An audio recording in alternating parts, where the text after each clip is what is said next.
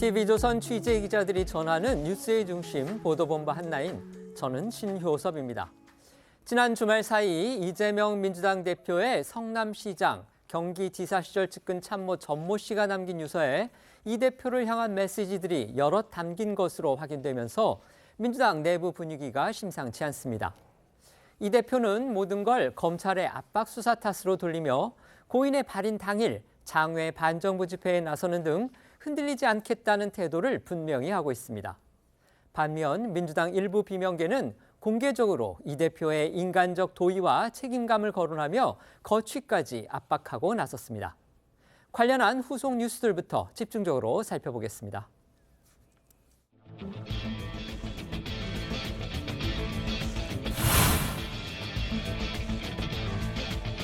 이게 검찰의 과도한 압박 수사 때문에 생긴 일이지 수사당하는 게 제 잘못입니까?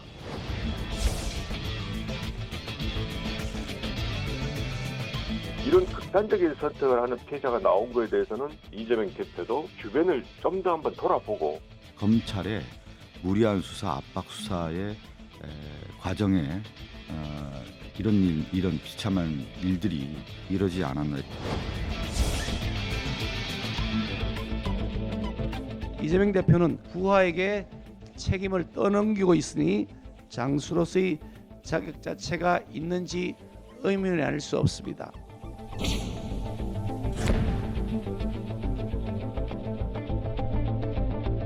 모두와 함께 자주 독립의 민주공화국을 굳건하게 지켜나갑시다.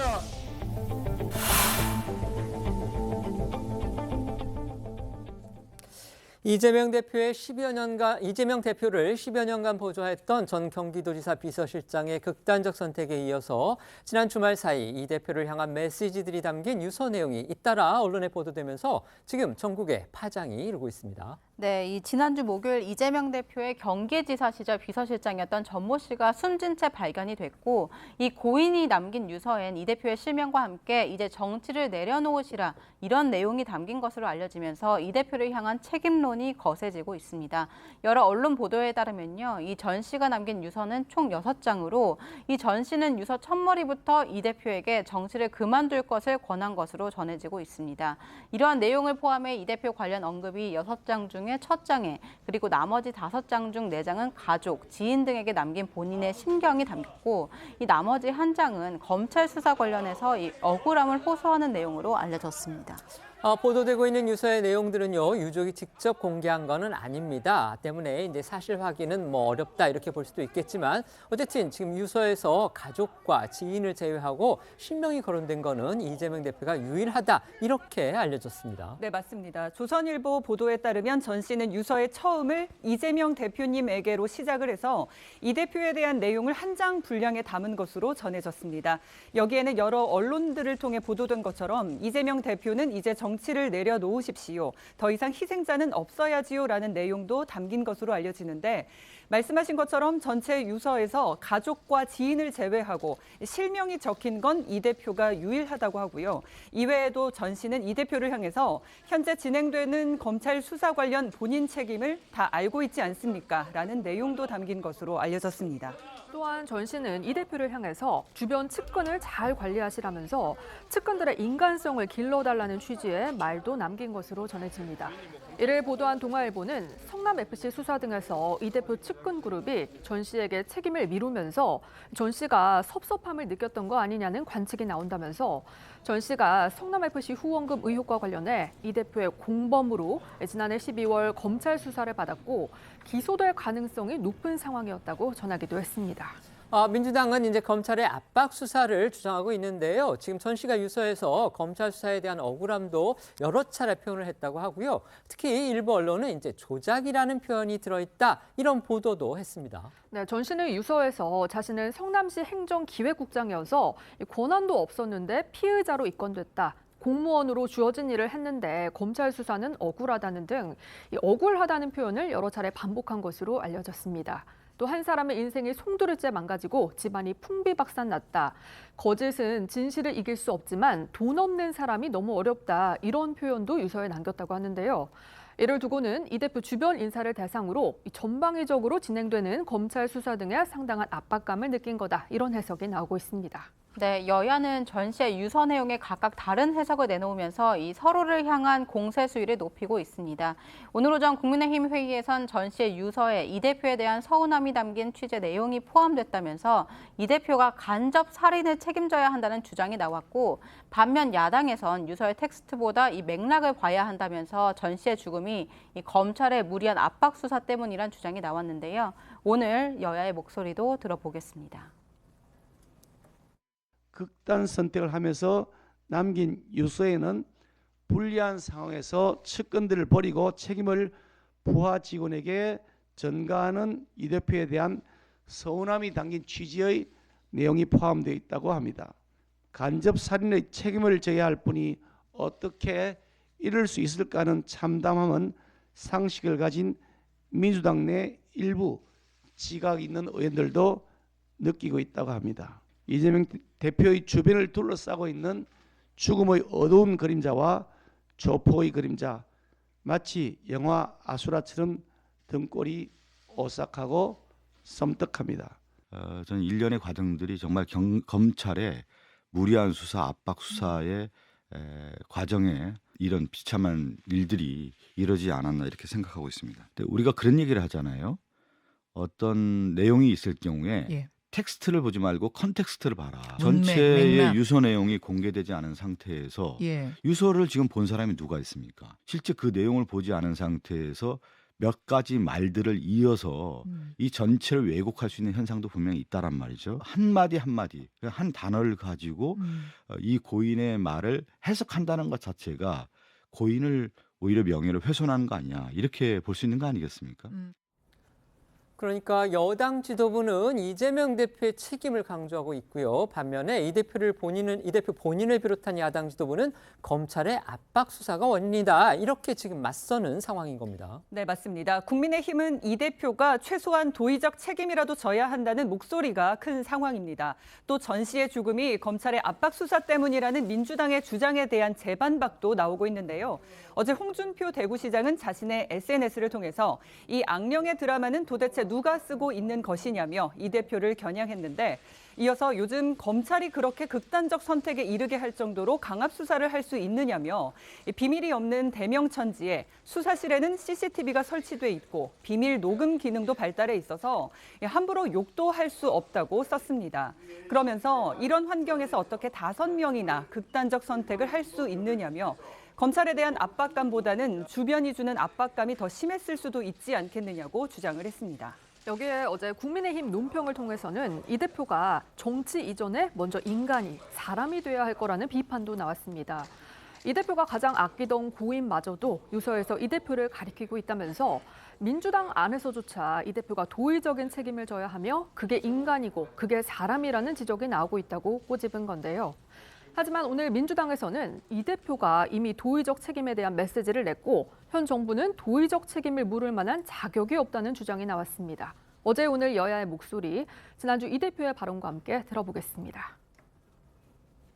아무리 비정한 정치라고 하지만 이 억울한 죽음들을 두고 정치 도구로 활용하지 마십시오. 이게 검찰의 과도한 압박 수사 때문에 생긴 일이지 이재명 때문입니까? 수사당하는 게 제 잘못입니까?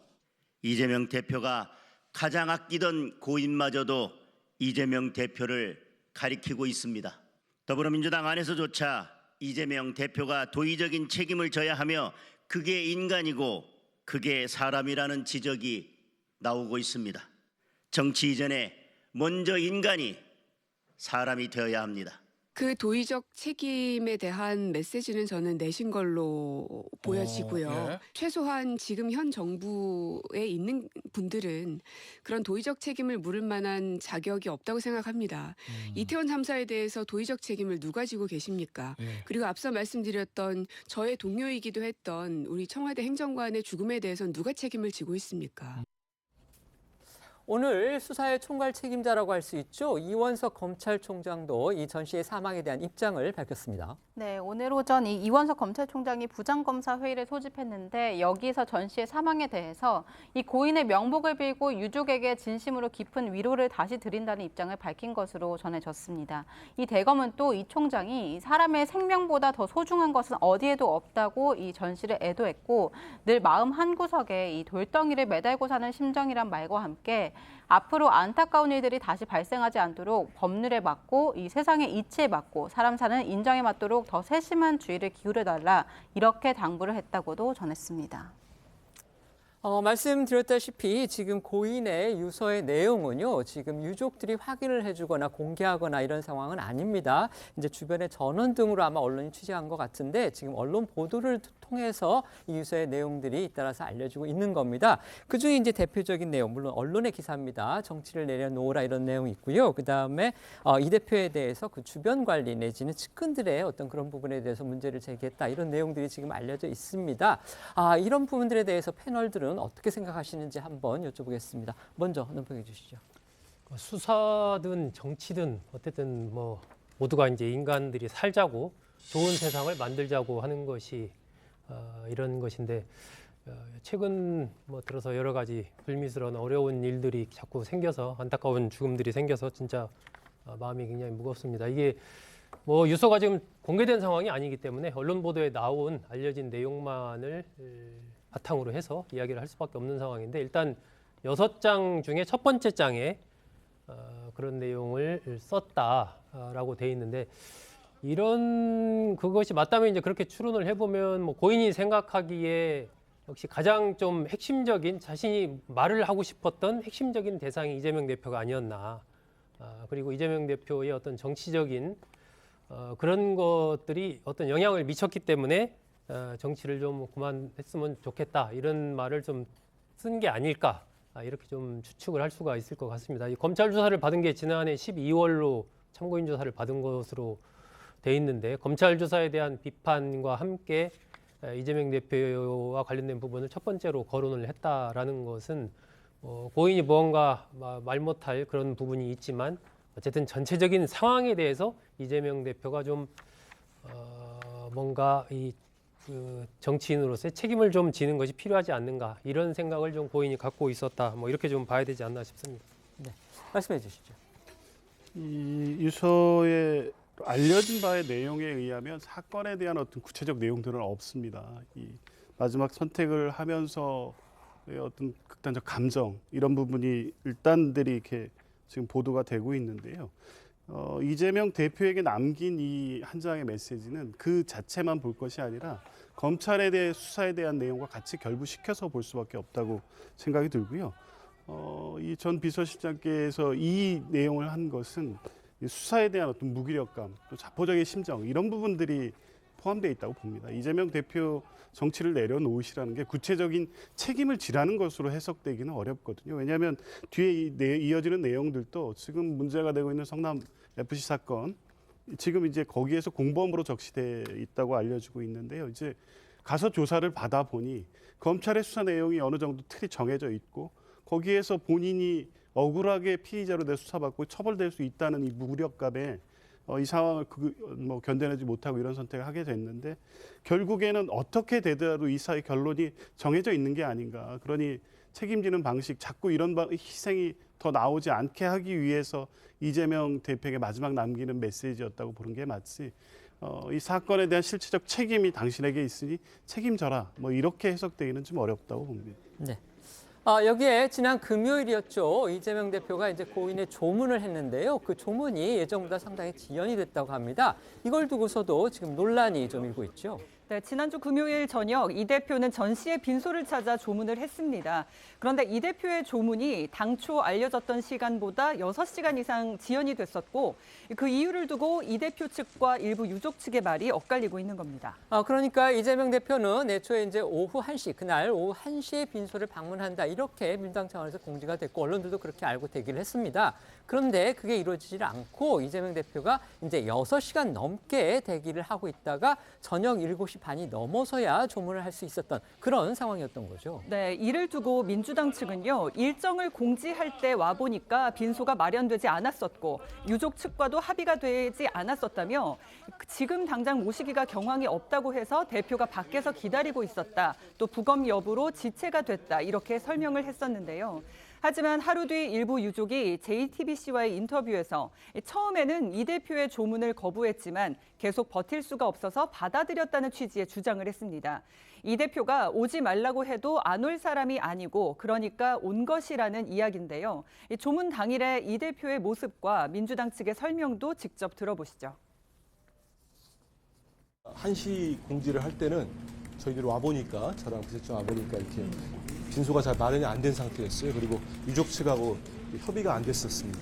그러다 보니까 유족분들께서는 대표님 지금 상황에서 모시기가 조금 이렇게 경황이 없다 이런 말씀을 주셔가지고 대표님은 밖에서 이제 기다리고 계셨는데 유족 측에 이 대표 주문을 거부했다는 얘기도 있긴 있었는데 그런 건 사실 그거는 아니라고 저는 보고 있습니다. 정치 내려놓으시라는 유서 내용이 보도됐는데 이거에 대해서 좀 어떻게 생각하시는지 한 말씀 부탁드립니다. 정치하지 말라고 그래서 고인이 검찰 조사 한 번밖에 안 받았다고 하는데 검찰 안 받은 거라고 생각하시는지. 고인이 뭐 검찰 이 대표 이제 빈소에 찾아서 20여 분간 머물렀다고 합니다. 그때 유족 측하고 어떤 이야기를 나눴는지 그 내용 알려진 게 있습니까? 네, 보신 것처럼 이 대표는요, 조문 전과 후에 취재진의 질문에 아무런 답변을 하지 않았습니다.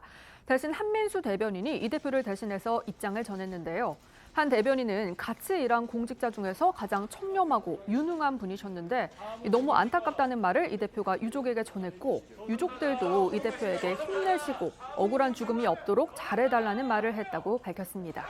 네, 이런 가운데 여당에선 이 대표의 조문 다음 날이자 전 씨의 발인이 엄수된 당일 이 대표의 행보를 두고도 비판이 나오고 있습니다. 이 11일 토요일 오전 전 씨의 발인이 진행이 됐고 이 대표는 그날 오후 서울시청 광장에서 열린 강제동원 해법 규탄 집회에 참석해서 윤 정부를 강하게 비판하고 나섰기 때문입니다. 이 집회에 참석한 이 대표는 맨 앞줄에서 피켓을 들고 윤 정부 규탄을 외쳤고 이 자위대의 군합발이 다시 한반도를 더럽힐 수 있다 이렇게 주장을 했습니다. 하지만 여기서 이 전 씨의 죽음에 대해선 한마디도 하지 않았었는데요. 이를 두고 국민의힘에서는 이제 그만 정치를 내려놓으시라고 한 이 유서를 담긴 이 측근을 조문한 지 채 하루도 지나지 않았다. 무엇이 그리 조급한 것이냐. 여기서 한 발만 더 떼면 그것이야말로 모두 죽고 혼자 살아남기 위한 광기라는 비판이 나왔습니다. 이 집회에 참석한 이 대표의 목소리도 들어보겠습니다. 국민들은 기가 막히는데 대통령은 귀가 막힌 것 같습니다, 여러분. 피해자들의 상처에 다시 난도질을 했습니다. 국민들의 자존심을 무참히 짓밟았습니다. 연합훈련을 핑계로 자위대의 군합발이 다시 한반도를 더럽히는 일이 발생할 수 있습니다. 대표님의 정치적 생명이 5분의 생명보다 중하지는 않습니다. 가장 가까운 사람들도 지키지 못하면서 어떻게 나라와 국민을 책임지겠습니까? 여기서 한 발만 더 떼면 그것이야말로 모두 죽고 혼자 살아남기 위한 광기입니다. 이재명 대표가 지난 금요일이었습니다. 이 사망한 사망한 고인의 조문을 했는데요. 그 조문이 당초 예정됐던 것보다 이제 6시간 이상 지연된 거, 그 경위를 둘러싸고 이제 말들이 좀 나왔고요. 그다음에 보신 것처럼 여당은 이재명 대표가 그 고인의 발인이 진행되는 그 당일날 장외 집회에 나와서 대정부 비판을 아주 강하게 내놓은 거, 이걸 두고서 또 문제를 삼고 나섰습니다. 이 부분은 어떻게 생각하십니까? 일단 조문은 할 수 있는 예의는 다 하셨다고 봅니다. 어쨌든 뭐 이러저러한 이유가 있었다는 보도는 있지만 사실 뭐 장례 절차라는 게 있고 유족들이 또 준비해야 되는 것도 있었고 또 부검 문제도 있었다는 보도가 있지 않습니까? 어쨌든 조문을 하시러 가셨기 때문에 이제 그런 부분을 충분히 존중하고 이해를 다 표하시고 오신 걸로 보여지고요. 결국 이제 그 다음 날 집회와 관련해서는 이제 책임과 관련된 문제인데요. 이재명 대표가 지금 전 비서실장의 이 안타까운 상황에 대해서 어떻게 책임질 거냐는 이 상황이 왜 발생됐는지 이유를 분명히 해야 책임을 질 수 있는 거 아니겠습니까? 근데 지금 뭐 그 유서의 내용도 보도되는 것도 있고 민주당이 지금 일관되게 밝혀온 것처럼 검찰의 이 수사로 인한 압박감 이런 것들이 컸다는 것도 뭐 일단 보도된 유서의 내용이 분명히 포함되어 있습니다. 그러면 결국에는 계속적으로 이 검찰 수사에 대해서 이재명 대표가 이 무고를 밝히고 함으로써 이제 이 광범위한 수사로 억울한 상황을 당한 여러 사람들의 이 문제를 같이 해결해 주는 것을 같이 해결할 수밖에 없다고 보여지고요. 사퇴한다고 지금 이게 책임이 없어지는 게 아니지 않습니까? 사퇴한다고 검찰의 수사가 없어지지도 않을 거고요. 결국에 이재명 대표에 대한 성남FC 사건, 향후에 뭐 쌍방울, 대장동 다 마찬가지인데 지금 김용 그 전 부원장에 대한 재판에서 보면 직접적인 물증은 그다지 제시되고 있는 것 같지 않습니다. 결국 주변에 대한 진술을 통해 사건이 진행되고 있기 때문에 대표의 책임지는 방식이 사퇴든 아니면 어떤 정치적 책임을 지더라도 이 수사는 똑같이 갈 수밖에 없다. 그렇기 때문에 이재명 대표로서는 대표로서의 직을 집회가 됐든 아니면 수사에 대한 입장을 밝히는 것이 됐든 명확히 하면서 검찰 수사에 대한 부당함을 계속적으로 호소하는 것이 선택할 수 있는 방법이다. 이렇게 생각이 듭니다. 이재명 대표 지난 주말이었습니다. 그 누군가로부터 이 돌아가신 부모님의 산소가 훼손됐다 이러면서 이 관련 사진을 공개해서 또 충격을 줬어요. 네, 이 대표는 지난 12일 자신의 SNS에 훼손된 묘소와 묘소에 묻혀있던 돌 사진을 차례로 올리고 이후 저로 인해 저승의 부모님까지 능욕당하시니 죄송할 따름이라는 글을 잇따라 올렸습니다. 또 이 대표는 부모님의 봉분과 사방에 구멍을 내고 이런 글이 쓰인 돌을 묻는 건 무슨 의미냐고 묻기도 했는데요. 실제 이 대표가 공개한 사진 속 돌을 보면 붓으로 쓴 듯한 글씨로 생과 명의 한자가 적혀 있는 걸 확인할 수 있습니다. 이 대표는 관련 글을 올리고 몇 시간 뒤에 의견을 들어보니 일종의 흙주술로 무덤 사방의 혈자리에 구멍을 파고 흉물 등을 묻는 의식이라면서 무덤에 혈을 막고 후손의 절멸과 또 폐가 망신을 저주하는 흉매라고 한다는 글을 추가로 올렸습니다. 민주당은 이제 즉각 배후를 찾아야 한다 이렇게 목소리 높였고요. 경찰도 수사에 착수한 것으로 알려졌습니다. 네, 민주당은 논평을 통해 이 폐륜적 행태라고 비판하는 동시에 이 주술적 수단까지 동원이 됐다면서 이 대한민국이 무속인들이 횡행하는 전근대 시대로 회귀한 것이냐 이렇게 꼬집었습니다. 이 같은 테러를 누가 저질렀는지 배후에 누가 있는지 철저히 밝혀달라면서 이 수사 당국의 엄정하고 신속한 수사를 촉구하고 나섰습니다. 이 정청래 최고위원은 오늘 아침 최고위 회의에서 이 대표가 얼마나 두려우면 부모님 산소까지 저주를 하냐며 이 정치 검찰의 범인 색출을 지켜보겠다고 했습니다. 이 경찰 역시 이 대표 선대 묘지 훼손과 관련된 전담 수사팀을 꾸리고요. 이 구체적인 사실관계 확인을 통해 현장 감식과 일대 이 CCTV 분석 등을 이 관련 수사에 착수한 것으로 알려졌습니다. 이 민주당에서 나온 논평 들어보고 이 정청래 최고위원 목소리도 들어보겠습니다. 제1야당 대표를 공격하기 위해 돌아가신 분들의 묘소마저 공격하는 폐륜적 행태에 분노합니다. 더욱이 테러의 주술적 수단까지 동원되었다는 점이 경악스럽습니다. 대한민국이 다시 무속인들이 횡행하는 전근대 시대로 회귀한 것입니까?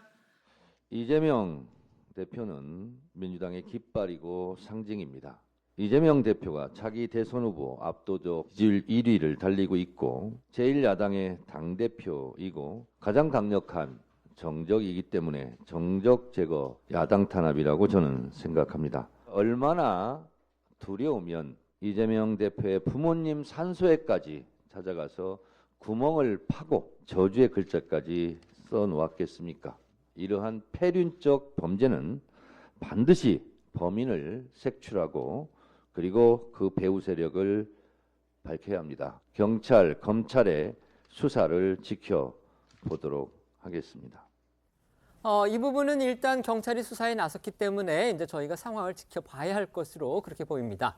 이제 민주당 당내 상황도 짚어볼 텐데요. 이재명 대표 재판 표결 후에 분출됐던 내용이 좀 수면 밑으로 가라앉는가 싶었는데 이 대표의 경기지사 시절 초대 비서실장이었던 전모 씨의 극단적 선택 때문에 이 친명 대 비명의 갈등이 다시 또 고조되는 그런 분위기입니다. 네, 비명계를 중심으로 이 대표 사법 리스크와 관련된 인물들의 잇단 죽음에 대해서 이 대표가 책임을 져야 한다 이런 목소리가 공개적으로 나오고 있는 겁니다.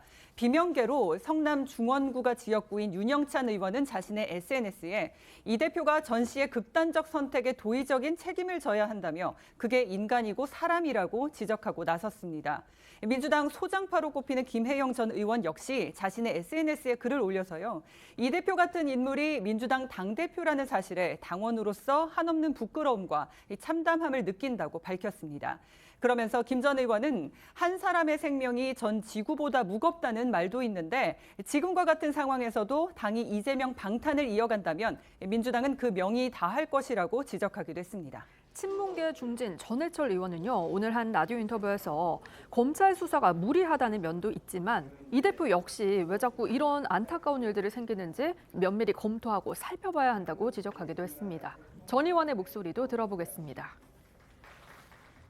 극단적인 선택을 하는 피해자가 나온 거에 대해서는 일단은 안타깝지만 이재명 대표도 주변을 좀 더 한번 돌아보고 왜 이런 분들이 자꾸 이렇게 안타까운 일들이 생기는지, 어떤 어려움을 겪고 그런 선택을 할 수밖에 없었는지에 대해서 면밀히 검토하고 좀 살펴볼 필요가 있다라고 생각합니다. 그런데 실제로 국민분들이 이번 일들에 대해서 굉장히 안타까움 또 의구심을 갖고 있는 건 사실입니다. 따라서 당대표로서 좀 더 책임감을 갖고 이런 상황을 잘 주시도 하고 또 거기에 따라 대응책을 마련하는 것 필요하다고 생각합니다. 이런 가운데 비명계를 중심으로 한 당내 모임 민주당의 길이 내일부터 정례 토론회를 재개하면서 이 당내 상황에 대해 본격적으로 목소리를 낼 것으로 보입니다. 내일 토론회 장정 주제는요. 대선 후 1년의 대한민국, 민주당의 모습과 나아갈 길로 이 대표에 대한 쓴소리가 나올 가능성도 제기되고 있는데요. 본인의 사법 리스크로 인해서 당내 갈등이 격화된 데 이어서 옛 비서실장의 극단 선택으로 악재가 겹친 이 대표를 향해서 어느 정도 발언 수위가 나올지 주목이 되고 있습니다. 하지만 친명계를 중심으로는요, 옛 비서실장의 극단적 선택의 책임은 검찰에게 있다. 이 대표한테 그 책임을 물어서는 안 된다. 이런 반발이 나오고 있습니다. 네, 이 당내 강경파 초선 의원 모임인 철험회 소속 황운하 의원은 자신의 SNS에 이 대표의 옛 비서실장이 사망한 건 검찰이 수사의 이름으로 미필적 고의에 의한 살인을 저지른 것이라고 주장을 했습니다. 이 대표 최측근 그룹인 7인회 소속 김남국 의원은요, 오늘 한 라디오 인터뷰에서 이 비명계를 중심으로 전 씨의 사망에 대해 이 대표가 책임을 져야 한다는 목소리가 나오는 것을 이 정면으로 비판하면서요, 이 본질이 아니라 격가지를 건드는 것이라고 지적을 했습니다. 김남국 의원 목소리도 들어보겠습니다. 본질이 아닌 문제를 가지고 이제 격가지를 좀 건드는 거 아닌가라는 생각이 듭니다. 앞서 저희가 논의했듯이 당연히 뭐 이런 부분에 대해서 누구보다도 슬퍼하고 안타까워하고 마음이 아파할 분이 바로 이재명입니다. 강압 수사가 사실은 어떤 본질적인 문제이기 때문에 이 부분을 저희가 비판하고 들여다보는 것이 맞지, 이것을 가지고 또 당대표직을 내려놓으라라는 식으로 이렇게 정치적으로 옮아가는 것은 좀 맞지 않는 지적이 아닌가 생각이 듭니다. 지금 이런 어떤 안타까운 죽음을 가지고 또 당대표직을 내려놓으라라고 이야기를 하는 것은 좀 적절하지 않다라고 생각이 됩니다. 네, 그런가 하면 친명계로 분류되는 정청래 최고위원은 이 김대중을 지켜냈듯이 이재명을 지켜주십시오라는 글을 통해서 이 고 김대중 전 대통령에 빗대 이 대표를 두둔하고 나섰습니다. 박정희, 전두환이 김대중을 죽이려 한 건 그가 가장 강력한 정적이었기 때문이었듯이 이 윤 대통령이 이 대표를 죽이려 하는 건 그가 가장 강력한 정적이라 탄압하는 것이라고 주장을 했습니다. 이 대표의 측근 참모로 일을 했던 이 전모 씨의 극단적인 선택에 대해서요, 이 대표가 적어도 도의적 책임은 져야 한다. 이런 목소리가 비명계에서 공개적으로 지금 나오고 있습니다. 반면에 친명계에서는 이 검찰 수사, 그러니까 검찰의 강압적인 수사가 원인인데 왜 이 대표한테 책임을 묻느냐, 이런 식으로 지금 반박하고 있는 겁니다. 양측의 이런 논쟁 어떻게 생각하십니까? 지금 뭐 친명, 비명의 문제로 이렇게 확대된 것처럼 보이지만 일부 의원의 문제 제기입니다. 계속 지난번에 체포영장의 연장선상에 있다고 보는데요. 소위 말하는 이재명 대표의 리스크가 이런 문제로 이렇게 구체화될 때마다 이제 불안감을 느끼는 의원들이 있고, 총선까지 이 상황을 계속 견뎌낼 수 있겠느냐에 대한 위기의식 같은 게 나오고 있는 건 사실입니다. 근데 전체적으로는 지난번 체포영장의 어떤 표결 결과에도 보는 것처럼 대다수 의원들은 이러한 결과가 검찰의 강압 수사 때문에 발생된 것이고 따라서 이제 그거에 대해서 당이 하나의 입장으로 대응해야 된다는 입장이 주류의 의견이기 때문에요. 이제 그런 비판에도 불구하고 당내에서 책임지는 방식에 대한 논의로 갈등이 확산된다고 보기는 어렵고요. 금주에 이제 어쨌든 더민주화의 대표와의 간담회, 당내 모임, 의원 모임 간담회도 있고요. 민주당의 길 또 의원들 모임도 하고 계시는데 이제 공식적으로 이런 갈등이 표면화되고 더 첨예화되거나 이렇게 발달되지는 않을 것으로 보고 이런 다양한 의견들을 수렴하는 과정을 이재명 대표께서 이제 가져갈 것으로 보이고 어쨌든 지금 문제 또한 국민들께서 여러 가지 걱정하시는 부분이 많기 때문에 아까 이제 레포트에서도 나온 것처럼 왜 이런 문제가 발생하는지 검찰 수사의 강압 수사의 문제는 일단 뭐 변론으로 놓고라도 그 주변에 대한 이런 문제가 발생되지 않을 수 있는 방법이 있는지에 대해서도 민주당으로서도 같이 고민해봐야 될 문제라고 봅니다. 네, 말씀해 주십시오. 이 사안이 이제 강압 수사가 본질인가라고만 주장할 수 없는 사안이라고 저는 봅니다. 이게 뭐 강압 수사가 있었는지 없었는지 정확히 지금 현재로서는 알 수가 없고 하지만 그것이 이번 사태의 본질이다라고 하는 것은 모든 책임을 검찰로 돌리려고 하는 그 또한 정치적인 어떤 원태 행태에 다름 아니다라고 좀 생각이 들고요. 검찰 수사도 문제가 있을 수 있지만 그것과 함께 또 이재명 대표에 대한 문제도 같이 좀 두 가지를 동시에 봐야 된다라고 좀 생각을 하고요. 경중의 차이는 있을 겁니다. 아마 그렇기 때문에 고인이 유서를 쓸 때도 여러 가지 그 선후관계 등을 좀 달리하지 않았나 하는 그런 생각이 좀 들고요. 그래서 이재명 대표로서는 저는 뭐 검찰에 대해서 분노를 하고 규탄을 하는 것은 뭐 이재명 대표 입장에서는 할 수 있는 일이다라고 생각하는데 그것만 해서는 안 된다는 거죠. 동시에 어쨌든 본인이 나는 아무 잘못이 없는데 검찰이 수사를 함으로써 내 주변 사람들이 어려움을 겪고 극단적인 선택을 하는 데까지 이르렀다. 곧 검찰이 모든 잘못의 근원이다라고 주장을 하는 것은 그것은 한 측면이지만 그것 가지고 전체를 다 설명하려고 해서는 안 된다는 거죠. 본인으로서도 정말 책임을 통감해야 된다는 거죠. 그래서 어떤 연설을 하거나 어떤 자리에서 할 때 정말 그 부분에서 내가 책임을 통감한다 얘기를 하면서 검찰 수사 문제가 있다. 이렇게 가야 하는 태도를 취하는 것이 맞지. 앞에 부분은 얘기를 안 하고 모든 것을 다 검찰 책임으로만 돌리는 이런 식으로 해가지고는 민심을 얻을 수가 없다라고 저는 좀 보고 있고요. 이게 좀 뭐 비명계 얘기 나오고 있지만 아마 총선의 문제도 있고 해서 어떤 민주당 내의 원심력의 문제는 계속해서 불안정성이 더 커질 수 있다라고 봅니다. 그래서 이럴 때일수록 이재명 대표가 어떤 내부를 향해서든 아니면 본인의 정치적인 거취 문제든 무언가 좀 큰 틀의 결단을 통해서 사안을 해결해 가려고 해야 되지 모든 것을 검찰로 돌리고 똘똘 뭉쳐서 검찰에 대항하자. 이 논리만 가지고는 더 이상 가기가 힘든 상황에 지금 처하지 않았나 저는 그렇게 생각합니다. 본인의 사법 리스크로 인해서 이제 당내 갈등이 분출을 했죠. 그것에 이어서 지금 옛 비서실장의 어떤 극단적 선택이라는 이런 도발 변수까지 생기면서 이재명 대표 이제 수습책을 찾는 데 정말 고민이 깊을 수밖에 없다 이런 지적들이 나오고 있습니다. 저희가 몇 번 말씀드린 대로 이제 지금 민주당 안에서는 이제 해법으로 인적 쇄신 이 방안이 지금 거론이 되고 있습니다. 이것과 관련해서 이재명 대표 주변 과연 어떤 움직임이 있을지 저희가 지금 주시해야 한다 그런 말입니다. 네, 맞습니다. 비명계를 중심으로요. 이 대표가 사퇴를 결단해야 한다 이런 목소리가 나오고 있지만 이 대표는 위기 돌파로 당을 구하는 것이 책임지는 것이라며 대표직 사퇴는 없다는 입장인 것으로 알려지고 있습니다. 대신 지도부 안팎에서 현실적인 수습책으로 인적 쇄신론이 제기되고 있는데 비명계와의 갈등 봉합을 위한 당직 개편은 대표 취임 6개월이 지난 만큼 시기적으로도 명분이 있다는 겁니다. 실제로 민주당은 총선 공천제도 TF를 본격적으로 가동하면서 통상적으로 사무총장이 맡아왔던 TF 단장직을 비명계에게 내주고 TF 위원 11명 가운데 9명을 친이낙연계와 친문재인계 등 비명계 의원들로 채웠는데요. 이 대표가 비명계 달래기에 나선 것이라는 해석이 나오고 있습니다.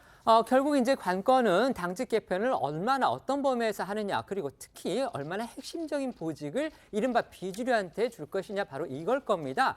이것과 관련해서 비명계에서는 지금 사무총장직의 교체까지도 검토하라 이런 목소리가 나오고 있습니다. 하지만 친명계에서는 여기에 대해서는 이제 선을 긋고 있기 때문에 충돌 가능성 가능성 여전한 그런 상황입니다. 네, 앞서 저희도 전해드린 대로 이 비명계 조홍천 의원은요.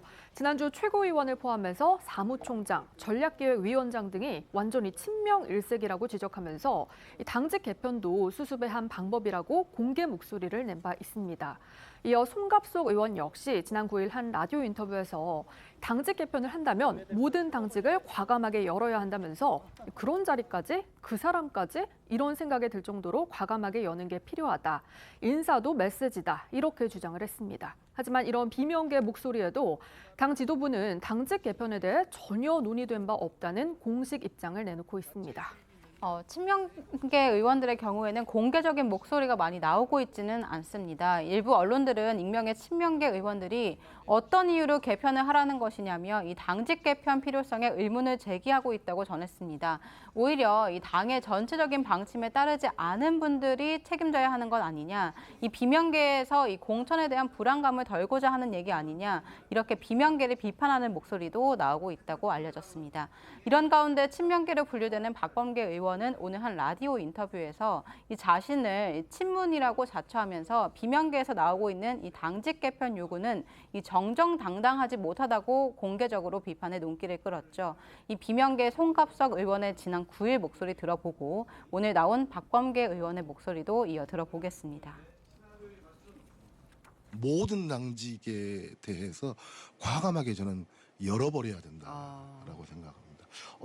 그런 자리까지 또 그 사람까지 이런 생각이 들 정도로 그냥 과감하게 열어서 인사도 메시지잖아요. 마치 이재명 대표에게 비명계들은 책임을 묻는 것인데 그 책임의 대신 처리로 당직 개편, 사무총장이라든지 전략기획위원장이라든지 그것은 옳지 못하죠. 정정당당하지 않죠. 향후에 원내대표 선거 이후라든지 어떤 결정적인 시점에 잡아서 아까 말씀드렸듯이 민주당의 어떤 그 단결, 단합을 위한 그러한 차원에서 조금 시간이 지난 뒤에 거론될 수는 있지만 지금은 아닌 것 같습니다. 결국 열쇠는 이제 이재명 대표가 쥐고 있다 이렇게 봐야 되겠죠. 하지만 이재명 대표 아직도 그 수습책에 대해서는 구체적인 입장을 내놓지 않고 있습니다. 네, 이재명 대표는 오늘 취재진들과 만난 자리에서요. 당내에서 나오고 있는 인사 개편 목소리에 대한 입장 등을 묻는 질문을 받았는데 대변인에게 확인해달라 이렇게 즉답을 피했습니다. 또 오는 15일 민주당 내 최대 모임인 더 미래와의 간담회에서 인사 개편에 대한 논의를 할 것이냐 이런 질문에도 예상할 수 없다고 넘겼습니다. 비명계에서 자신의 사퇴를 촉구하는 목소리가 나오는 것에 대해서는 웃음으로 답을 대신했는데요. 이재명 대표의 모습을 영상으로 보겠습니다. 대표님 혹시 인사 개편 관련해서는 좀 논의가 있으셨을까요? 최고위원 모시고. 오늘 얘기하시는 건가요? 네네. 혹시 기본 최고위에서 관련된 논의가 좀 있으셨을까요? 대변인한테 확인해 보시면 좋지 않을까 싶네요. 그러면은 15일에 이제 동일이랑 간담회 있으신데 가서 관련해서 좀 다른 인사 관련해서 좀 얘기를 나누실 계획이실까요? 여기까지 하겠습니다. 그때 가서 할 얘기를 지금 미리 예상할 수가 없지요. 그때 보시죠. 대표님 비명계 의원님들이 대표님 사퇴라든지 뭐 책임론 요구하는 거는 좀 좋거든요. 그래요? 윤영찬 의원님이 페이스북에 또 글 쓰시면서 책임져야 한다고 말씀하셨는데. 자, 수고했습니다.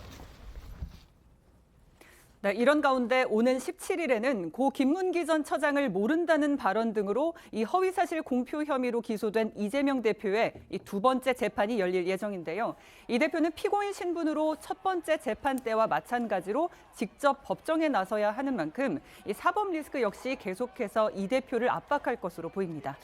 민주당 내용을 격화시키는 이제 또 하나의 배경으로 꼽히는 게 바로 이제 비명계를 대상으로 한 이 대표 강성 지지층의 좀 도가 넘는 비판 움직임이다. 이런 지적들 많이 나오고 있습니다.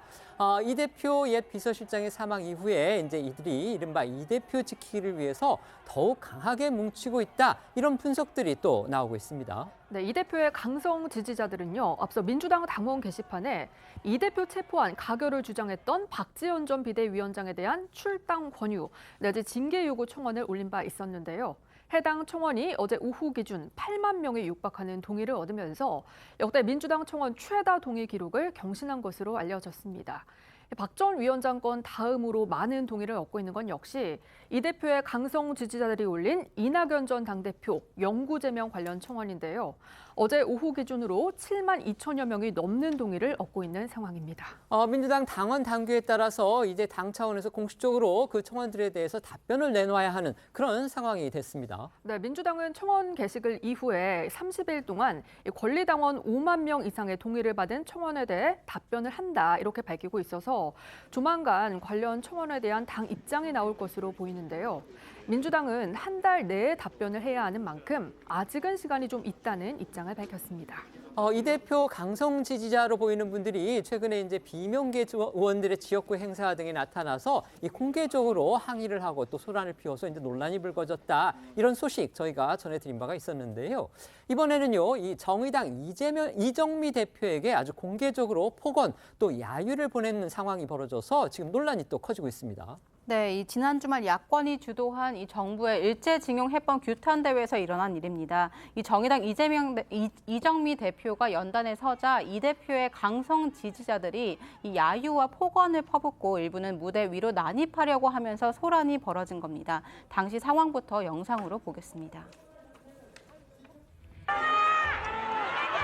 네, 사랑하고 존경. 오늘 이 자리는 우리가 굴욕적인 한일 회담을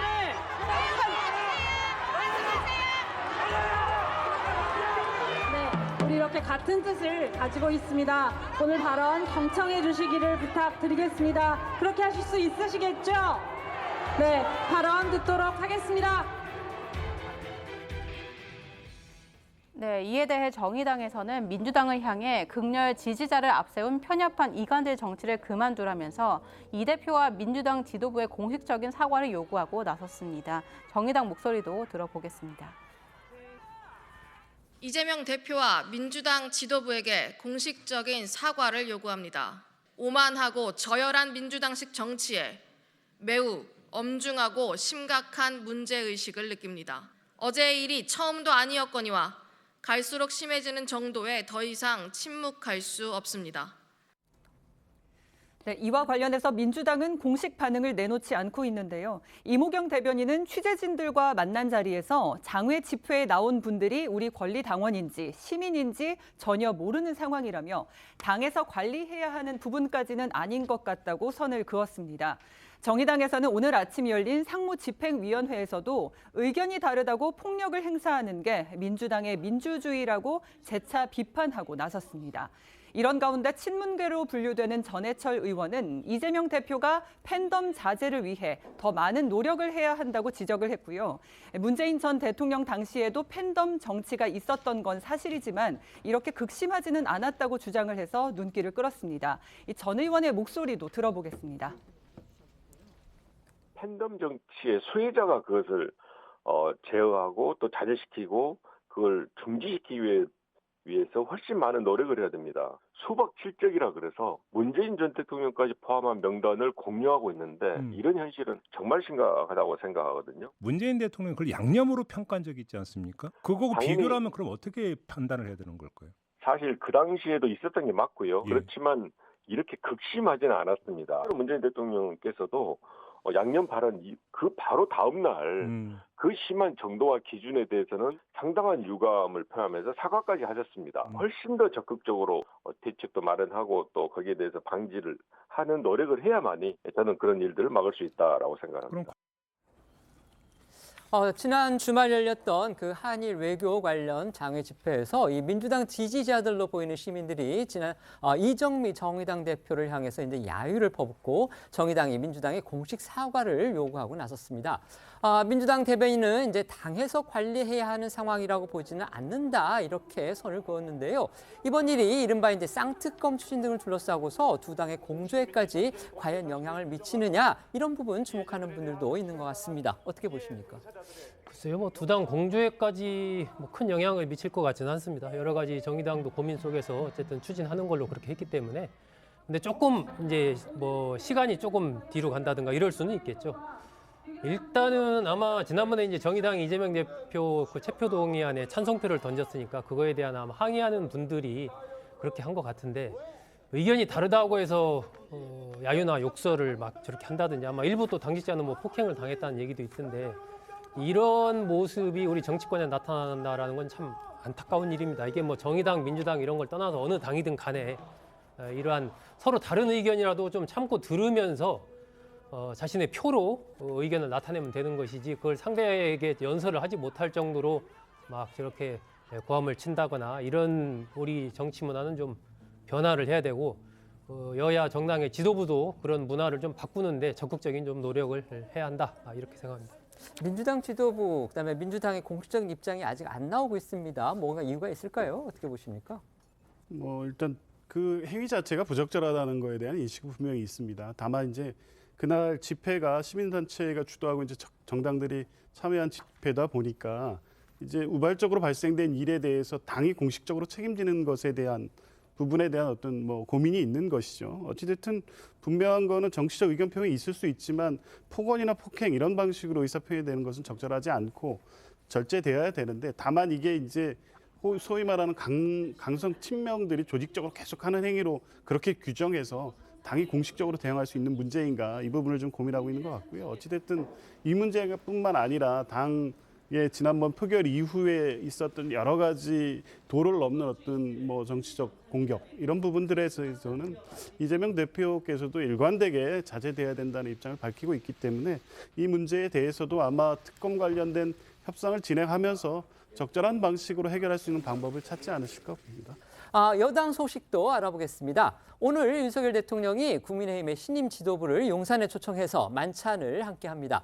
대통령과 신임 여당 지도부가 이제 처음으로 공식적으로 회동하는 그런 자리입니다. 네, 대통령실에 따르면 이 윤 대통령은 지난 8일 전당대회에서 선출된 이 김기현 당대표를 포함해서요.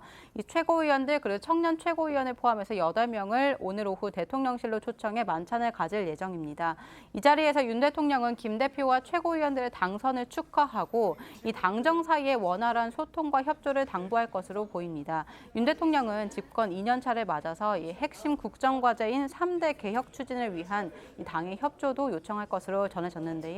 또 윤 대통령이 오는 16일 한일 정상회담, 다음 달에는 한미 정상회담을 앞두고 있는 만큼 이와 관련한 이야기가 오갈 가능성도 있습니다. 네, 만찬을 전후해서 윤 대통령과 김기현 대표가 따로 시간을 가질 가능성도 있다고 하는데요. 김 대표는 오늘 아침 당 최고위에서 윤 대통령이 강력 드라이브를 걸고 있는 3대 개혁을 거듭 강조했습니다. 목소리 들어보겠습니다. 노동개혁은 국민의 삶 자체인 일자리와 직접적으로 관련된 가장 시급한 민생 현안임과 동시에 지속 가능성과 미래 세대를 위한 개혁 과제라고 생각합니다. 불투명성은 개혁의 첫 번째 대상이고 이것은 어떤 경우에도 미룰 수 없는 숙제라고 하겠습니다. 국민의힘이 오늘 이제 김기현 대표 체제를 완성할 주요 당직 인선도 마무리했습니다. 예상대로 주요 이제 핵심 당직에는 친윤계가 포진을 했는데 지명직 최고위원회 대표적 비윤계인 유승민계 대구 경북 출신 초선 의원을 선임한 거 이 부분이 눈길을 끌었습니다. 네, 김기현 대표는 오늘 지명직 최고위원과 사무총장, 사무부총장 등 주요 당직 인선을 마쳤습니다. 그동안 당 운영에서 연대 포용탕평, 즉 연포탕 원칙을 강조했던 김 대표의 목소리 먼저 들어보시죠. 가끔씩 연포탕 자주 드시면 좋겠습니다. 연대와 포용과 탕평을 통해서 당을 대통합해 나가겠다 그러는데 구두 약속에 그치지 않을 것입니다. 그렇게 실제로 실천해 나갈 것입니다. 저는 우리 당이 질서 있는 다양성을 가졌으면 좋겠다 그런 생각을 합니다. 먼저 사무총장 등 내년 총선에서 당의 살림을 도맡아 이끌어갈 주요 당직에는요. 예상대로 모두 친윤계 인사가 배정됐습니다. 내년 총선을 앞두고 공천 실무 작업을 총괄할 사무총장에 재선의 친윤계 핵심 이철규 의원이 임명됐는데요. 이 의원은 김 대표가 대통령실과 당의 소통을 강조하면서 유력 사무총장 후보로 꼽혔었고요. 내년 총선을 앞두고 당정 간 가교 역할을 할 적임자로 평가받았습니다. 여기에 사무총장과 호흡을 맞출 조직부총장 그리고 전략기획부총장에는 각각 박성민, 배현진 의원이 맡게 됐는데요. 이 박성민 의원은 친윤계로 윤 대통령과 막역한 사이로 알려져 있고요. 배 의원은 윤 대통령의 당선인 시절 대변인을 지냈습니다. 네, 당의 스피커 역할을 하는 대변인당 구성도 마쳤는데요. 먼저 수석 대변인은 초선의 유상범, 강민국 의원이 임명이 됐습니다. 원외 인사인 윤희석 전 국민의힘 대변인, 또 김예령 전 대선 선대위 대변인, 김민수 전 경기 성남 분당을 당협위원장 등 3명도 대변인으로 발탁이 됐습니다. 여기서 검사 출신인 유상범 의원은 윤 대통령의 서울대 법대 후배로 친윤계로 분류되는 인사기도 합니다. 또 윤희석 대변인도 윤석열 대선 캠프에서 대변인으로 활동했던 이력이 있고요. 또 김예령 대변인 역시 윤석열 캠프에서 선대본부 대변인으로 한 이력이 있고 김기현 당대표 후보 캠프에서도 수석 대변인을 맡은 바 있습니다. 김민수 전 당협위원장, 이 사람이 인선된 게 또 눈길을 끌었어요. 네, 김 전 당협위원장은 나경원 전 의원이 이번 전당대회 국면에서 출마를 고심할 때 이 대변인 역할을 하면서 옆에 있었던 측근 인물입니다. 김기현 대표가 지난 경선에서 자신의 손을 들어줬던 나 전 의원 측을 배려한 것으로 풀이가 되고 있습니다. 네, 이 밖에도 최고위원 후보로 나섰던 민영삼 사회통합전략연구원장은 이 홍보본부장을 맡는 방안이 거론되고 있는데요. 전당대회 당시 당 내에서는 민 원장의 메시지 전달력에 대한 긍정적인 반응이 나오기도 했다고 합니다. 정책위의장은 현재 주호영 원내대표의 임기가 끝난 후에 결정될 것으로 보이고 당 싱크탱크인 여의도 연구원장으로는 초선의 박수영 의원이 유력하게 거론되고 있습니다. 결국 용산 대통령실하고 친윤계의 당 장악이 더욱 공고해졌다, 이런 지금 평가가 나오고 있습니다. 지명직 최고위원회 과거 유승민계로 분류됐던 강대식 의원이 지명된 게 그나마 이른바 연포탕의 한 예다, 이렇게 볼 수 있겠습니다. 네, 맞습니다. 앞서 당직 인선이 결정되기 전부터 일각에서는 친윤계 1세계 지도부가 될 것이라는 예상이 나왔었죠. 예상대로 대부분 주요 당직에 친윤계가 배치되기도 했고요. 하지만 당대표가 직접 한 명을 지명하는 지명직 최고위원회, 과거 유승민계로 분류됐던 비윤계 강대식 의원이 임명이 되면서 정치권에서는 친윤 1색인 이번 인선에서 강 의원을 점 찍으며 당내 화합을 도모했다는 분석이 나오고 있습니다. 김기현 대표는요, 오늘 당권을 두고 경쟁했던 안철수 의원과 잠시 뒤인 오후 2시 서울 여의도 국회 인근 카페에서 차담을 할 예정이라고 합니다. 김 대표는 이후 당권 경쟁자였던 천하람 변호사, 황교안 전 대표 등과 회동도 추진한다는 방침인데요. 전당대회 이후 당내 전열을 정비하는 차원에서 경쟁 주자들과도 원팀 정신을 강조하는 행보로 풀이됩니다. 이번 당직 인선안에 대한 그 언론의 평가 보니까 대개 이제 2가지 정도로 요약을 할 수가 있었습니다. 첫째가 저희 기자들이 지금 계속 말씀을 드리고 있는데 이제 친윤계가 핵심 보직을 다 장악을 했다, 이 부분이 있고요. 그다음에 두 번째는 지금 핵심 조직인 사무총장, 보통 이제 여당 같은 경우는 3선 이상의 중진들이 맡아왔는데 재선 의원이 맡았고요. 그다음에 실무당직자는 보통 이제 재선들이 맡아왔는데 이번에는 거의 초선급으로 다 됐습니다. 이렇게 이제 선수가 굉장히 상당히 낮아진 겁니다. 이런 당직 인선안에 대해서 어떻게 평가하시는지 패널들의 평가 한번 여쭤보겠습니다. 먼저 말씀해 주시죠. 윤석열 대통령과 직접 통화가 되는 인물들이 당의 요직에 포진했다. 한마디로 이른바 친윤계 인사들 중심의 당 재편이 완전히 틀을 갖췄다, 뭐 이렇게 봐야 되겠죠. 이 부분은 결국 이제 내년 총선과 관련해서도 상당한 연관성이 있다, 이렇게 좀 평가를 합니다. 특히 가장 주목되는 인물이 이제 이철규 사무총장의 등장인데, 사무총장이 공천 관련해서 여러 가지 실무를 담당을 하고 또 당의 뭐 총무라든지 인사 관련된 부분에서 막강한 영향력을 발휘하기 때문에 이철규 사무총장을 중심으로 향후에 당무의 상당 부분이 돌아가지 않겠는가, 이렇게 좀 판단이 되고, 부총장도 박성민, 배현진 의원도 전부 뭐 당선 시절 뭐 대변인을 하거나 아니면 그 전부터 검사 시절부터 알고 지낸 이런 인물들, 전체적으로 어쨌든 바로바로 전화를 할 수 있는 상황 정도의 이런 인물들이 포진이 됐기 때문에 이른바 김기현 대표가 말한 질서 있는 다양성 부분에서 앞부분, 질서 있는 부분은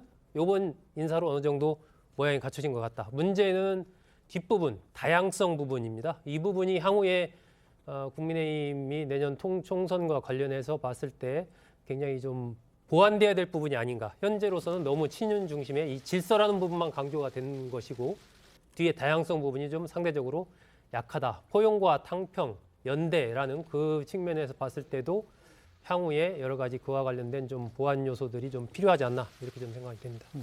이렇게 지금 말씀하셨듯이 이제 대통령하고 직접적으로 소통할 수 있는 그런 분들이 이렇게 실무 핵심 당직을 다 차지를 하니까, 그렇다면 김기현 대표는 대체 어떤 역할을 하게 되는 것이냐, 이런 지적도 일부에서는 나오고 있는 것 같습니다. 그것까지 감안해서 한번 논평해 주시죠. 김기현 대표가 대표 출마해서 또 대통령실이 나서서 김기현 대표 만들기를 할 때부터 우려됐던 문제가 그것이죠. 결국에 김기현 대표가 대표로서의 권한을 가지고 독자적으로 당내 정치를 할 수 있겠느냐, 이제 어렵다고 보는 시각이 우선이었는데 당직 인선을 봐도 그런 우려가 나올 수밖에 없고요.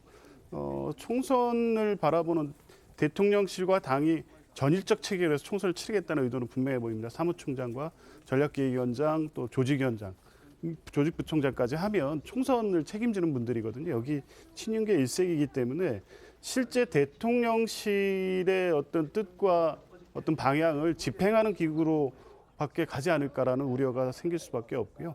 지금 말씀하신 대로 이제 그런 부분을 어느 정도 견제를 하려면 김기현 대표가 포방하신 대로 탕평 또 연대 포용 이런 인사가 한둘 정도는 보였어야 되는데 사실은 좀 전혀 없는 것 같습니다. 유승민계 의원이라고 하셨던 분도 과거에 대선 캠프에 잠깐 몸담았던 분이기 때문에 유승민계라고 보기 어렵고요. 또 가장 핵심적으로는 이준석 의원과 가까운 분들 배제를 넘어서 거의 축출하겠다는 걸 노골적으로 지금 밝히고 있지 않습니까? 그러면 소위 말하는 연포탕 이게 당내에서 전혀 이제 작동하기 어렵고 이것은 이제 쭉 지금까지 이준석 대표 체제 이후에 국민의힘에서 비판과 견제 이런 목소리 또 당을 분열시키는 발언을 용납하지 않겠다라는 것을 노골적으로 이제 이번 당직 인선에 보여줬다라고 봅니다. 대통령실의 소식도 살펴보겠습니다. 정부의 강제동원 배상안 발표를 놓고 지금 반발이 이어지는 상황에서 대통령실이 여론 설득을 위해서 지금 총력을 또 기울이는 모습입니다. 네, 대통령실은 어제 한일 관계 해법은 국민과의 약속이자 미래를 위한 결단이란 점을 강조한 윤 대통령의 지난 7일 국무회의 비공개 발언을 뒤늦게 공개를 했습니다. 이 정부의 강제동원 피해보상 해법에 따른 국내 반발 여론에도 불구하고 이 한일 관계 개선 필요성을 재차 밝히면서 정면 대응에 나선 것으로 풀이가 되는데요. 이 대통령실에 따르면 윤 대통령은 지난 7일 국무회의 마무리 발언에서 이 강제동원 문제 해법은 대선 공약을 실천한 것이라고 밝히면서 미래를 위한 결단이라고 말했다고 합니다. 이어 취임 초부터 외교부에 해결 방안을 주문했고 그동안 여러 우여곡절을 통해서 우리 정부의 결단을 내린 것 이렇게 설명했다고 합니다. 관련해 목소리도 듣고 오겠습니다. 강제 동원 문제를 조속히 풀어내고 한일 관계를 안보, 경제 또 국민들 간의 다양한 문화 교류를 활성화시키는 것이 절실하다는 것에 대해서는 입장을 초기부터 분명히 했습니다. 그래서 이거는 국민들께 약속한 선거 공약을 실천한 거라는 점을 국무위원들께서도 확실하게 인지를 좀 해주시기를 당부드리고. 윤 대통령이 이번 주 방일을 시작으로 이제 다음 달 미국 국빈 방문 등 이제 아주 굵직한 외교 이벤트를 앞두고 있습니다. 그런데 이런 상황에서요, 그 외교 의전 실무를 담당하는 대통령실의 최고의 핵심 참모가 갑작스럽게 사퇴했다, 이런 소식이 또 들려왔습니다. 네, 방해, 방미 등을 앞두고 이 김일범 대통령실 의전 비서관이 사퇴를 한 것으로 알려졌습니다. 이 대통령실에 따르면 김 비서관이 지난주 개인 신상을 이유로 윤 대통령의 사표를 제출했다, 이렇게 밝힌 겁니다. 김 비서관은 외무고시 33회로 공직에 입문해서 이 외교부 북미 이과장을 지냈고 이명박 정부 때 대통령 통역을 맡았었습니다. 그리고 작년 대통령직 인수위원회에서 당선인 외신 담당 보좌역으로 합류했고 윤 정부 대통령실에서 첫 의전 비서관을 맡았었습니다. 하지만 대통령실에 따르면 김 비서관은 지난 10일 주변 이 대통령실 직원의 이 사퇴를 알리면서 모두 건승하시라, 이렇게 문자 메시지를 보낸 것으로 알려졌고 결국 굵직한 외교 일정을 앞두고 돌연 사퇴를 하게 된 겁니다. 이번 정부에서 이 대통령실 의전비서관은요, 과거 청와대 의전수석이 하던 역할을 하는 그런 아주 중요한 자리였습니다. 그런데 이렇게 갑자기 사퇴한다는 사실이 밝혀지니까 그 이유를 놓고서도 여러 가지 얘기들이 나왔는데요. 일각에서는 심지어 경질설까지 제기가 됐습니다. 하지만 대통령실은 그 부분에 대해서는 또 부인했습니다. 네, 한일 한미 정상회담이라는 현 정부의 핵심 정상외교 현안들을 앞두고 이 대통령실의 의전 담당 최고위 인사가 갑자기 물러나자 미국 국빈 방문을 준비하는 과정에서 일부 실책이 있었던 것 아니냐, 또 내부 갈등 등 외적 요인이 있었던 것 아니냐는 등의 추측이 나왔습니다. 하지만 대통령실은 사실 무근이라고 했고요. 한 관계자는 김 비서관이 지난 1년간 경무에 시달려서 건강 등의 문제가 있어 사퇴 의사를 밝혀왔다고 말했습니다. 김 비서관은 재외 공관장에 임명될 가능성이 있다고 하는데 후임 인선 때까지 의전 비서관 업무는 의전 비서관실 선임 행정관이 직무 대리를 맡을 예정이고요. 대통령실은 임박한 방일 준비와 관련해서 지금까지 순방은 외교부 의전장들이 역할을 해왔기 때문에 문제가 없다고 설명을 했습니다. 지금부터는 오늘 하루 놓치면 안 될 핫한 뉴스를 모아 전해드리는 어쩌다 이런 일이 코너로 이어가겠습니다.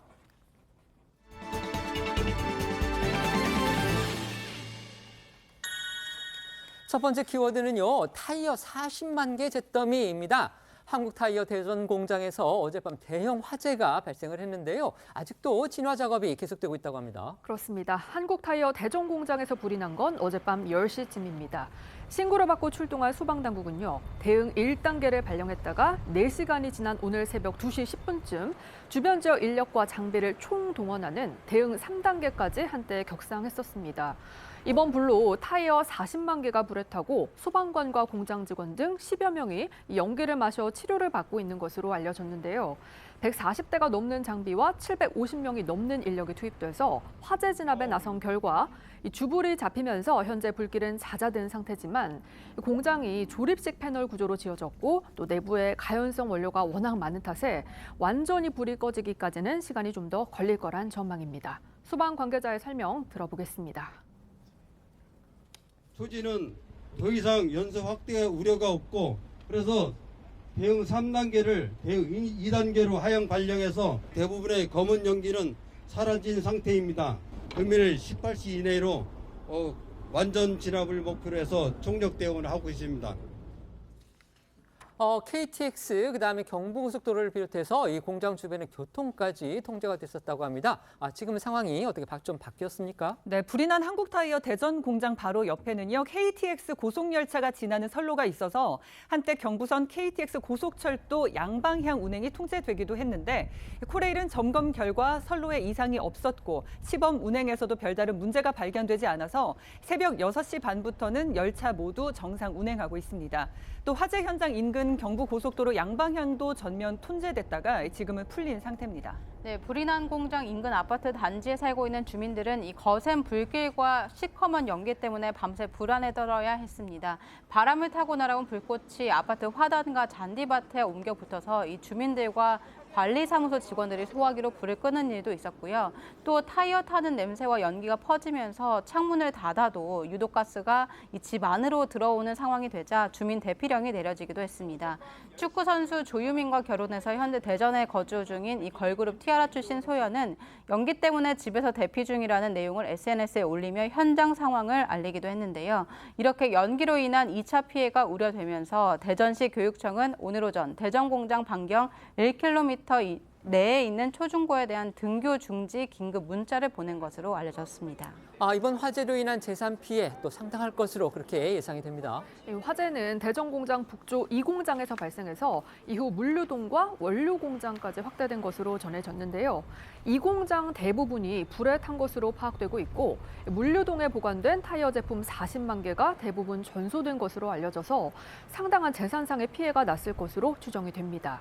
소방당국은 불길을 잡는 대로 정확한 화재 원인과 재산 피해 정도를 확인할 방침이라고 전했는데요. 지난 2014년에도 한국타이어 대전 공장 물류창고에서 화재가 발생해서 이 창고 내부와 타이어 완제품 18만 개를 태우고 12시간 만에 진화됐던 사례가 있었는데요. 당시 66억 원의 재산 피해가 발생했었습니다. 두 번째 키워드는요, 학폭 드라마의 모순입니다. 이거 어떤 내용입니까? 네, 요즘 가장 화제가 되고 있는 드라마 중 하나가 바로 학교폭력 가해자들에 대한 복수극을 그린 이 더 글로리인데요. 그런데 이 드라마를 연출한 PD가 학폭 가해자라는 폭로가 나온 데 이어서 본인도 이를 결국 인정을 해서 논란이 되고 있습니다. 지난 10일 한 온라인 커뮤니티에는 더 글로리를 연출한 안기로 PD로부터 필리핀에서 유학 중이던 1996년 폭행을 당했다고 주장하는 글이 올라왔는데 글 작성자는 당시 안 PD는 고등학교 3학년, 자신은 중학교 2학년이었으며 안 PD와 교제 중인 동급생을 놀렸다는 이유로 안 PD를 포함한 10대 명에게 폭행을 당했다고 주장을 했습니다. 이 학폭 가해자가 어떻게 뻔뻔하게 학교 폭력물을 다룰 드라마 PD가 될 수 있느냐는 비난이 이어졌습니다. 이 드라마 다 아시다시피 이제 국내는 물론이고요. 해외에서도 엄청난 인기를 끌면서 또 국내외적으로 이제 학폭 문제를 부각시킨 그런 계기가 됐었죠. 때문에 팬들로서는 이거 상당히 충격적인 소식이다 이렇게 생각이 되는데요. 폭로를 당한 PD는 처음에는 이제 기억나지 않는다면서 부인을 했었는데 결국 입장을 바꿨다고 합니다. 맞습니다. 안 PD는 의혹이 제기되자 처음에는 필리핀에서 유학을 한 건 맞지만 한인 학생들과 물리적 충돌에 엮였던 적은 없었다고 주장했었습니다. 하지만 어제 오후 법률 대리인을 통해서 폭행 사실을 인정했는데요. 해명을 번복한 것에 대해 안 PD 측 법정 대리인은 당시 친구들을 수소문해서 학창 시절 시간을 수없이 복귀했다면서 안 PD 본인 기억이 희미한 데다 사건을 왜곡해 인식하게 될까 두려워했다고 전했습니다. 네, 안 PD는 입장문을 통해 필리핀 유학 당시 여자친구가 자신 때문에 학교에서 놀림거리가 됐다는 얘기를 듣고 순간적으로 감정이 격해져 타인에게 지우지 못할 상처를 주었다고 말하면서 사과의 뜻을 전했는데요. 이와 관련해서 안 PD의 전 여자친구가 연합뉴스와의 인터뷰에서 이 폭행을 당할 정도의 심한 놀림은 아니었다는 취지로 말을 한 것으로 알려져 이 해명 내용을 두고도 갑론을박이 계속되고 있습니다. 이 같은 PD의 학폭 논란과는 별개로요. 이 드라마 더 글로리는 지금 흥행 열풍이 이어지고 있다고 합니다. 네, 맞습니다. 지난주 2부가 공개된 더 글로리는 방영 첫날 넷플릭스 TV쇼 부문 글로벌 3위로 진입을 했고요. 2일차에는 한 계단 오른 2위에 올랐습니다. 한국과 일본, 싱가포르는 35개국에서 1위를 차지하기도 했고 유럽과 북미에서도 상위권에 올라 있습니다. 외신에서도 학폭 피해자의 트라우마를 심도 있게 다뤘다는 호평이 이어지고 있습니다. 네, 논란의 와중에 주연인 송혜교 씨와 안 PD, 김은숙 작가 등이 더 글로리 종영 인터뷰를 진행하지 않기로 한 소식이 전해져 눈길을 끌고 있습니다. 흥행에 성공한 드라마가 종영할 때면 이 제작진과 주연 배우들이 모두 전면에 나서서 이 작품에 임한 소회를 털어놓는 인터뷰를 하는 게 일반적인데 하지만 이 작품의 메인이라고 할 수 있는 PD와 주연 배우가 종영 인터뷰에서 빠지면서 이번 파문을 의식한 게 아니냐 이런 지적이 나오고 있습니다. 이에 대해 송혜교 씨 소속사 측은 인터뷰 불참 사유에 대해 이 개인적인 일정 때문이라고 했고요. 넷플릭스 측 역시 이미 의혹이 제기되기 전부터 인터뷰 참석자는 정해진 사안이었다며 둘 사이의 연관 관계는 없다고 설명을 했습니다. 세 번째 키워드입니다. 봉사 대신 익명 기부. 이재용 삼성전자 회장의 모습이 보이는데요. 이거 어떤 내용입니까? 네, 이재용 삼성전자 회장이 유명세로 인한 의외 고충을 털어놔서 화제가 되고 있습니다. 바로 봉사에 적극적으로 참여하고 싶어도 얼굴이 알려져서 쉽지 않다는 내용이었는데요. 이 회장은 지난 7일 사회공헌 활동을 활발히 하는 직원들과 만난 자리에서 이런 아쉬움을 토로했다고 합니다. 대신 이재용 회장은 여기저기 익명으로라도 기부를 많이 하려고 한다고 말했다고 하는데요. 실제로 이 회장은 수십 개 단체에 꾸준히 익명 기부를 이어온 것으로 알려져 있는데요. 이 회장은 이 중에서도 빼놓지 않고 기부를 챙기는 곳으로 외국인 노동자 단체를 꼽기도 했습니다. 네, 그런가 하면 지난 10일에는 경기도 삼성전자 화성 사업장을 방문해서 이 직원들을 격려하는 과정에 평소 외식을 거의 하지 못한다고 말해서 눈길을 끌었는데요. 한 직원이 좋아하는 음식에 대해서 묻자 가리지 않고 다 잘 먹지만 한국에서는 얼굴이 너무 알려져 외식을 하기 쉽지 않다며 아쉬움을 드러냈다고 합니다. 외식하기가 어렵다. 정말 이해가 되는 그런 말인데요. 그런데 이 회장이 평소에 컵라면을 즐겨 먹는다. 또 이렇게 알려졌습니다. 네, 맞습니다. 지난 7일 구미에서 있었던 이 직원 간담회에서 좋아하는 음식을 묻자 이 컵라면이라는 말이 나온 건데요. 이 회장은 등산 후에 먹는 컵라면이 참 좋다면서 어디서든 물을 팔팔 끓일 수 있는 보온병 아이디어를 제안해 봤는데 이 개발되면 직원 모두에게 선물하겠다고 말하기도 했습니다. 이 회장직에 오른 이후에 이 다양한 방면으로 소통 행보를 지금 보이고 있는데요. 최근에는 구미의 한 고등학교를 찾아서 또 화제가 되기도 했죠. 그렇습니다. 지난 7일 경북 구미시에 있는 구미전자공업고교를 방문해서 미래기술 인재를 격려했는데요.